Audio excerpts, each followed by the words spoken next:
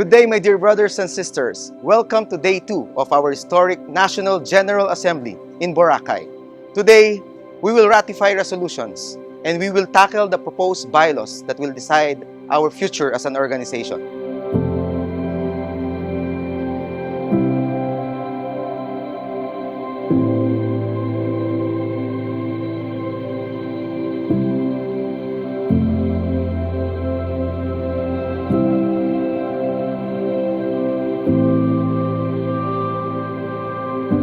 Today would be the start of our plenary session, and we would want to hear our members. We want to hear their voices as we amend our articles of incorporation and our bylaws. So mga kapatid, makialam, makilahok, at ibigay natin ang mga gusto nating mangyari para sa kinabukasan ng ating mahal na Alpha Phi Omega.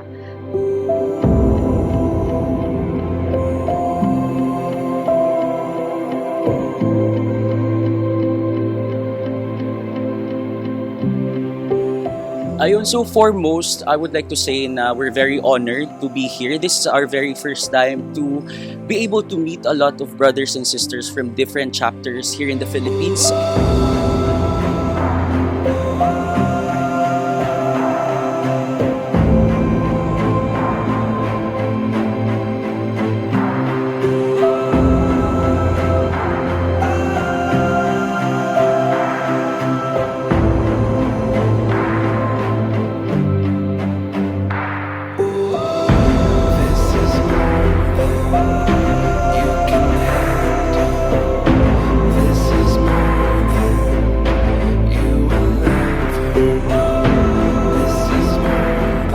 Brothers and sisters, welcome to the 37th National General Assembly of Alpha Phi Omega Philippines Incorporated. Ito po ang magiging kauna-unahang pagdalo ko dito sa General Assembly bilang isang Council of Elders. Ang mga asahan po natin dito ay ang isang masaganang discussion at lalo na po ang amendments of bylaws na tatalakayin natin ngayon dahil para po ito sa kinabukasan ng ating kapatiran. Maraming salamat po. And mabuhay ang nag-iisang Alpha.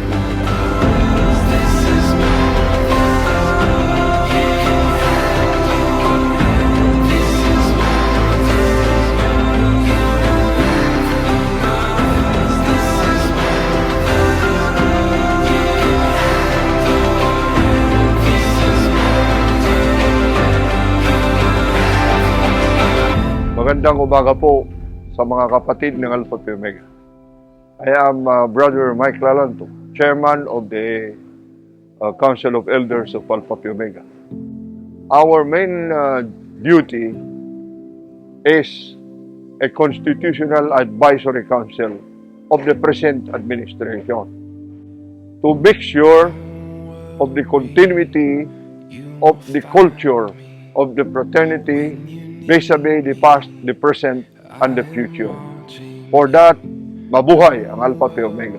Thank you. You will find me when you call me. I am listening. During the plenary session, we may argue, we may disagree, but ultimately, we are one Alpha Phi Omega.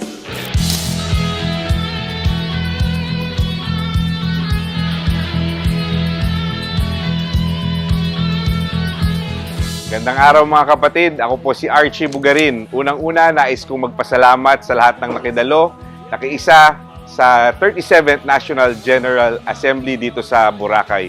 Again, mag-enjoy po tayo dito sa Boracay at magkita-kita tayo. Maraming salamat. Mabuhay ang nag-iisang Alpha Phi Omega.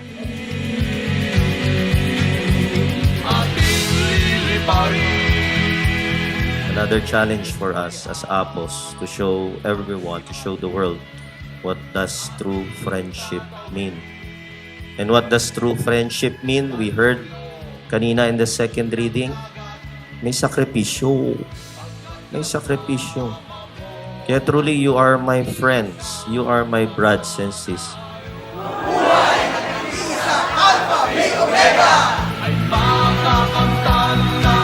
Later tonight, we would also be recognizing the efforts of all the officers from our national committee chairs, our elected regional directors, and all the brothers and sisters who had made significance for the advancement of our beloved fraternity, Alpha Phi Omega.